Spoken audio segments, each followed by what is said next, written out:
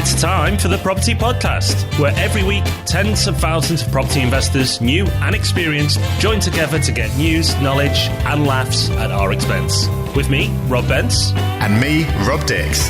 Join us every Thursday morning for your weekly dose of property ideas and motivation. Then head over to our website at thepropertypodcast.com to keep the conversation going. Now though, let's get started. Hello everyone and welcome to the Property Podcast. It's episode 142. It's been a quiet week in property, lots and lots has happened, but don't worry, we're going to put it all right for you. Yeah, it's only the third episode of the week. Yeah, this is our annual opportunity to make ourselves look very silly indeed. Well, arguably, we give ourselves the opportunity and take it every week. But this is where we look particularly silly. Or do we? We're going to be looking back at our predictions from 2015, seeing how well we did. Bit of a mixed bag. And doing it all again for 2016, talking about what's coming up. And what a timely point at which to be doing it as well. There's so much been going on. It all ties into what we were talking about on Monday with the autumn statement, the bigger picture changes that happened over the summer. Interesting times, which makes predicting even more tricky, but even more important, I think, to not listen to what we say and then just believe it, but to be in the business of doing a little bit of forecasting, seeing what's happening, projecting forward as to what might happen so you can make better decisions. So it's partially just a bit of fun and an opportunity for us to make ourselves look daft, but also I think there's an important point behind it as well. There is. But before we get into it, I think it's really important that you understand why we believe what we believe. So I think you need to do two things. Go to the show notes, go to thepropertyhub.net/2016 predictions. That's thepropertyhub.net/2016 predictions, because there we will link to Monday's special episode, which you really do need to listen to understand what's happened in the last week or so. But also, we've got a collection of news stories. We're not going to go through any particular news story this week, but what we've done instead is created a collection of news stories around what's happening in the market right now, particularly the stamp duty changes, but also we'll include some articles that we've talked about in recent weeks, particularly from the London episode as well. So we're going to put loads of interesting articles in one place for you, so you can get a feel of what's happening in the market right now, which will allow you to make your own predictions. But, Rob, before we move forward, I think we need to do a time warp. Let's do the time warp again. Let's do the time warp again. It's just a jump to the left. Very good. That's our second cheesy audio gag of the week. I quite like these. So let's take a look back then. We're going to do our predictions for 2016, but before you decide whether to put any faith in those whatsoever, let's go back. And like I said, it's a bit of a mixed bag.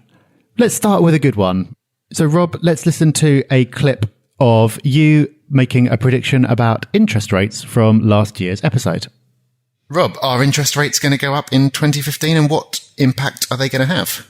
I believe no. Actually, I don't think they will. I still think that they're going to keep it at the current levels. I don't think they're going to rise this year. Well, full marks there, Mr. B. Spot on. Thank you very much. Thank you. Hope it doesn't go downhill from here, but that's a good start. Yep, solid start. And we'll be touching on interest rates again in our predictions for next year. But yep, solid start there. Interest rates, there was talk about them going up, then that sort of all seemed to fizzle out. And then it was all being back in early November, I think it was, that he started sort of talking everything back down again and making very clear that it might be a little while yet. So yep, ahead of the game on that one. Rob, obviously you made some predictions last year as well. So let's listen to what you believed would happen to property prices for the country as a whole. The 4% number across the UK that people have been throwing around. I struggle to disagree with that. I was going to say 4%. I think I'm going to go to 5% if I had to pick out a number for the UK as a whole. You know what? That's not bad, because we haven't got all the way through the year yet. So up until October, we're at 4%. So an extra little nudge before the end of the year, but you're there or thereabouts already, and we haven't had a full year's figures, to be fair to you, because that's the problem. The data's always a little bit behind. But I think we might have a bit of a surge up until April, which we'll talk about in property prices. So I think you'll be very close to that number. So although it's not exact today, I think by the end of the year, you'll be there or thereabouts. So bravo. Well, and if not, I'll just pick a different data source because you get about 3 or 4 different sets of figures coming out, say with slightly different numbers, because you've got the nationwide, think the land registry does one, the Halifax. So you just pick whichever one's closest to what you said. I've given my secret away now. So you got a little bit more granular with your predictions as well. So let's have a listen back to what you thought would happen with regard specifically to the north. So I believe your northern cities like Manchester and Leeds, and then what I would call your sort of next cities down from there property-wise, your Liverpools, your Sheffields, your Nottinghams, those types of places will do well this year. London, I'm pretty sure, will only do as well as those places, if not underperform. And I'm leaning towards more underperform versus the other areas. I believe the other areas will have stronger years. Not crazy double-digit growth, like some areas of London have experienced, but certainly healthy growth. You know, what's healthy growth? 5 to 9%. You know, some of the best cities in the north will perform nearer the 9, and the others will be around the 5. Some will fall below that, I'm sure. I think generally that's the place where the most value will happen this year.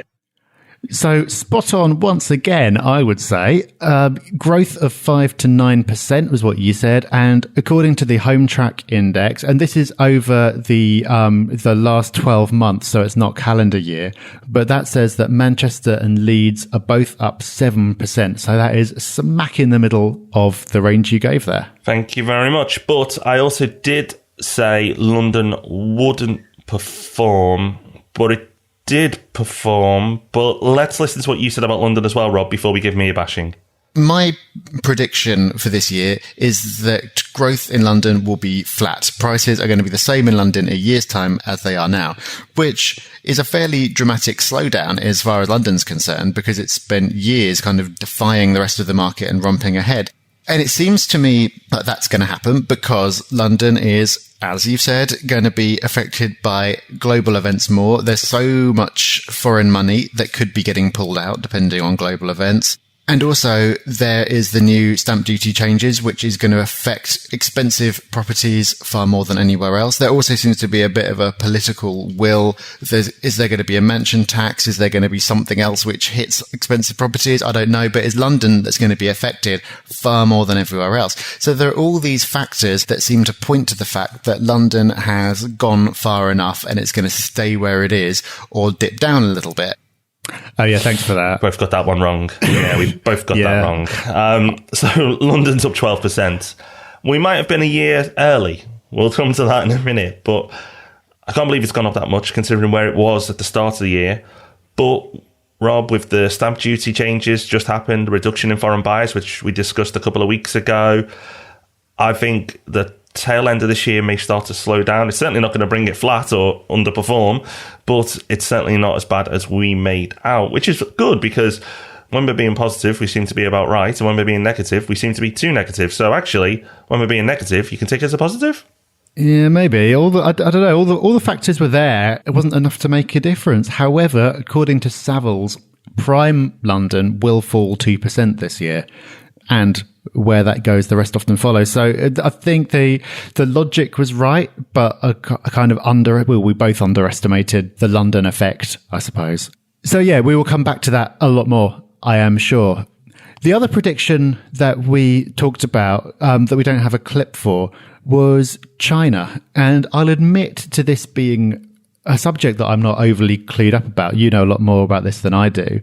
You predicted, but I think you gave yourself until mid-2016 for a crash. And I've heard lots of things coming out of China about things to do with the property market and the stock market.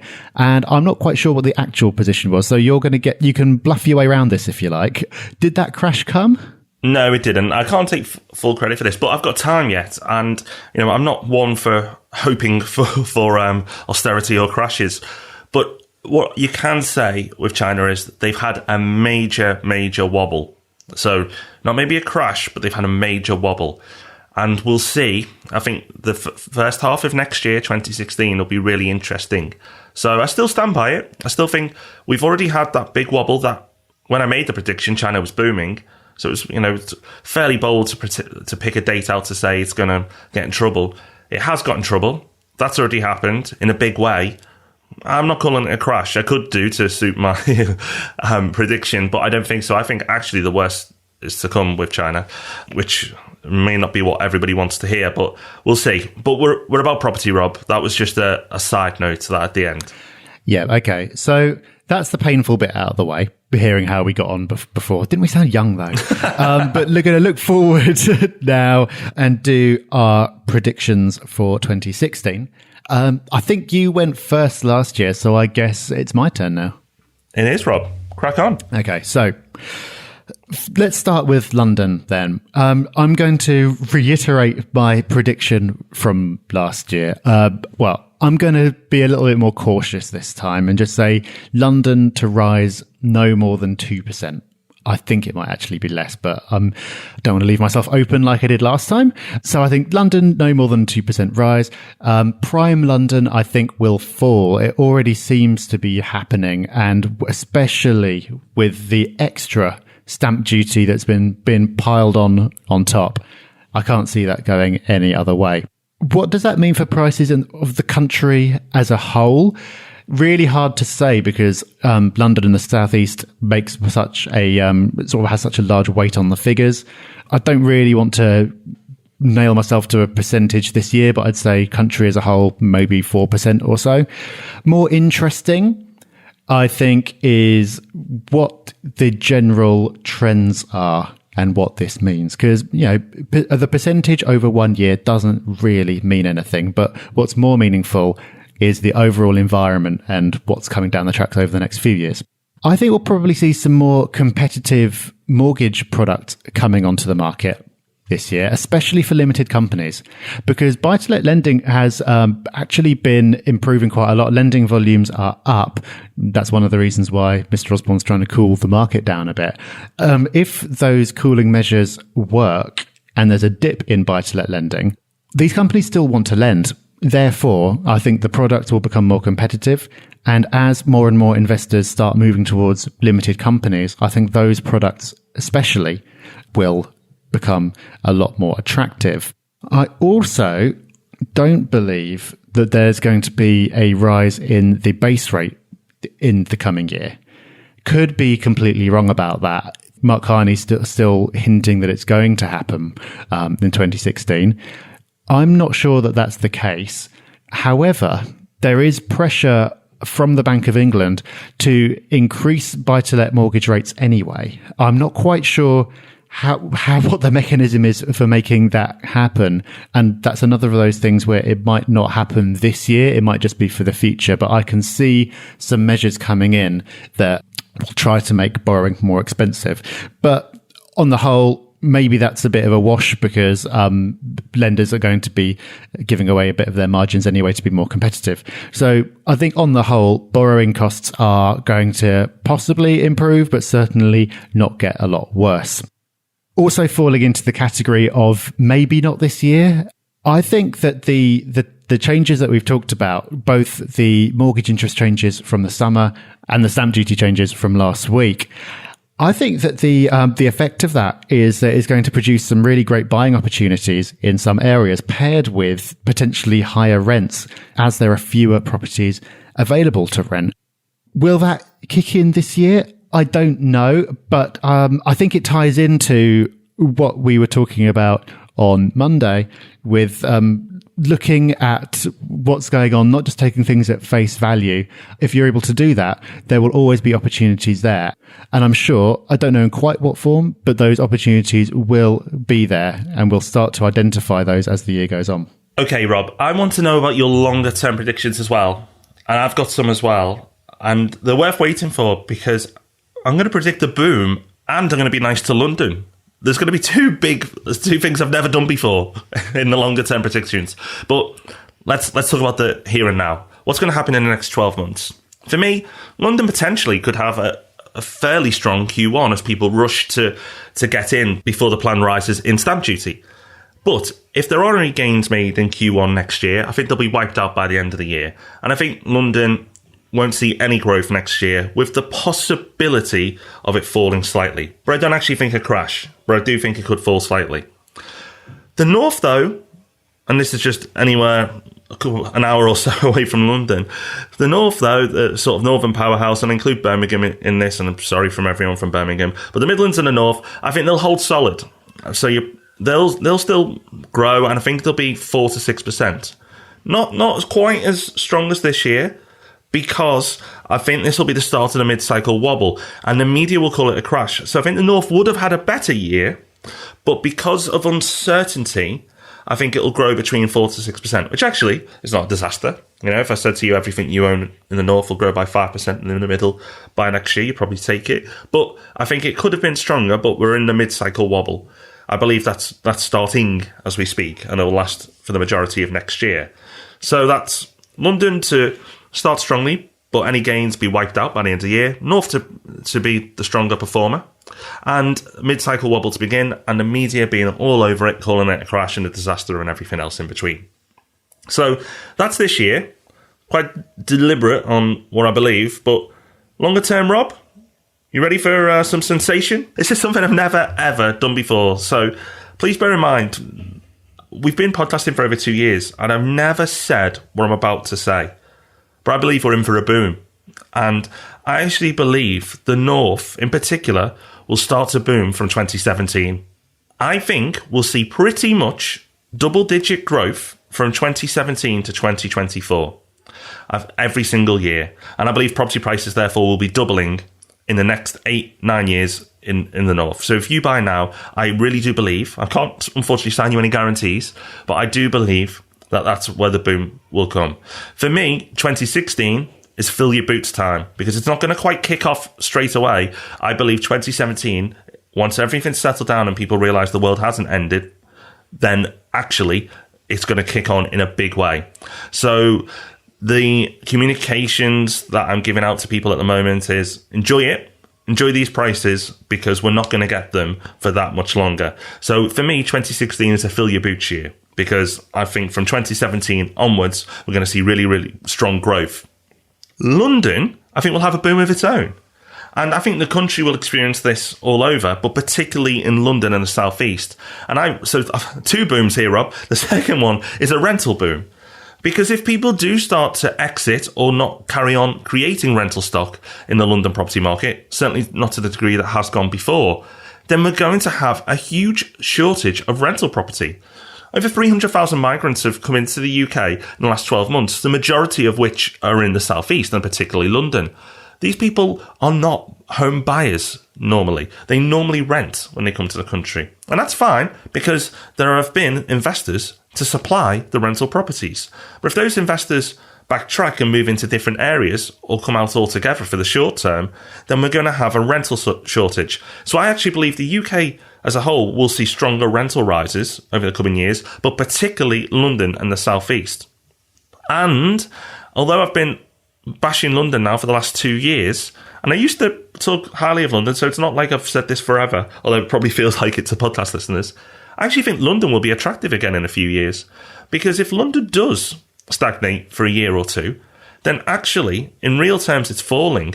And the cost of these stamp duty rises will actually be worth paying, because the market has even fallen in real terms, where actually it's been gobbled up, the actual cost of that tax. So London, in a couple of years, not 2016, not 2017, but maybe 2018 and onwards, once the corrections happened, I believe could be attractive again. So that's completely thrown on its head, Rob. I've called 2 booms, and I've said nice things about London. We've been waiting nearly 3 years for you to predict a boom, and 2 come along at once. There you go. Like buses. What is going on? Interesting, though. And I think this really rams home a point that I was making earlier about not just being set in your ways and going along doing the same thing forever. Like, you know, as the facts change, or you change your opinion and your strategy. So while you've been well, we've both been talking London down for a couple of years now. That doesn't mean that we are anti it forever just because we feel like we need to be consistent with what we've said in the past. Neither of us would have any hesitation of going back into London if the facts change.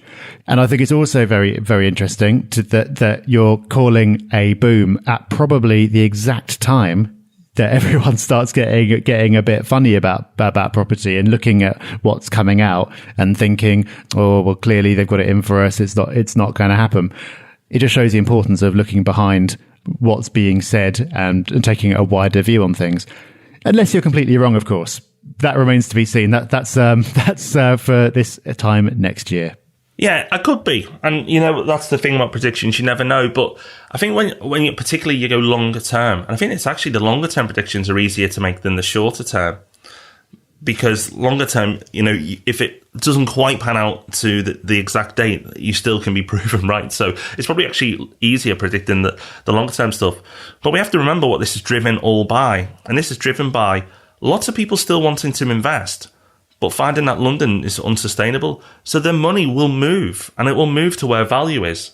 And as we've said, where we've been investing the last few years, because the value is there, is in the north. But you're right to point out, Rob, we're not anti-London. You know, the Yellow Lettings company that we own has property in London as well as the north. And RMP used to do London and the southeast until I felt the market wasn't right, moved to the north, and in the future, when the market's right again, go back to London. We aren't a specialist company, a specialist area. It's just the company focuses on my beliefs and where I believe the opportunities are. So we don't have any agendas. We just try and give you the information that we truly believe so you can take advantage of it. But as you say, lots of people are being negative. So you've heard all the quotes about being a contrarian investor and so on. And this is not me doing it for the sake of it. It's something that I truly believe. And I believe the opportunity is there. I've never said this before. So it's not for any impact or any effect. I think it's actually going to happen. We'll see. That's the thing with predictions. But to be fair, you know, we've made a lot of predictions in the past and we've been there or thereabouts. We've never been drastically out. So for the time being, I think at the very least, it's worth digging into why we believe what we believe. And if you come to the same conclusion, doing what we're doing and taking advantage of the prices at the moment. Well, I've got a longer term prediction of my own. It's not as bold as yours, but I think I'm interested in the sector as a whole, the private rented sector. Where is it going? And I think what's interesting to me is that buy-to-let mortgages have only been around since 1996. So it's a very young sector. Before that, you could only really be buying properties to rent out if you were able to do so in cash or with commercial finance, which was a lot more expensive, always on a repayment basis and harder to get hold of. So this is a very young sector. And I think it's made an impact in the property market. The rhetoric is that investors are squeezing out first-time buyers. I'm not totally sure how true that is. I think we've got broader structural problems between people who are well financially established and creditworthy and people who aren't. I think housing is just like a manifestation of that. However, I think in a sector this young, where we've only really had 20 years of people being able to relatively easily snap up extra properties, that's just kind of happened, and it has created consequences, especially paired with the lack of supply. And we can see from the changes that have happened recently that the government wants to change this. Part of the agenda seems to be home ownership by any means necessary. So we're seeing them giving away properties at below market value to first-time buyers. We're seeing a liberalisation of home ownership. That seems to be firmly on the agenda. Maybe because homeowners tend to be conservative voters? Who can say? But on the other side of that, the agenda seems very much to be professionalisation of the private rented sector. Again, you can be as cynical as you want to be about this, really. You could take this as, well, there's clearly gains to be made, and they're trying to take them out of the hands of ordinary people like you and me and move them into big funds and corporate vehicles. So the only way that we can access property is after someone else has scraped their couple of % fee off the top. That is one interpretation of it. Or you could take the view that they're just trying to get a grip of it because this is such a massive and fragmented market, which no one had really planned for. However far you want to go with it, I think we are seeing a professionalization of the sector. We're going to have far more people buying within limited companies. We're going to have the real kind of amateurs, the accidental landlords, the people who just kind of get into it on a whim, going to be exiting the sector, partially because it's not going to make financial sense for them, and partially just because of the messaging behind the whole thing. I think it's going to turn off a lot of people. But I don't think there's anything to be concerned about. I think it's just a natural maturation. There might be some bumps as that happens, but property as a long-term investment isn't going anywhere. And I think it's actually quite exciting. And I don't know if I necessarily felt that way in the immediate aftermath of the shock announcements that we've had recently, but I think it is exciting. Because if absolutely everyone is piling into buy-to-let, it just stands to reason that those returns are not going to be there. It's just obvious. So if the amateurs are being put off, and I've spoken to so many investors who are getting really narked about, with the lack of stock out there, being outbid on everything by people who are paying too much because they couldn't possibly get a return. They just haven't thought about it properly. They haven't perhaps considered all the factors. Then that's got to be good news for those of us who do take it seriously and are in this for the long term. I think that property as a free-for-all could be coming to a bit of an end.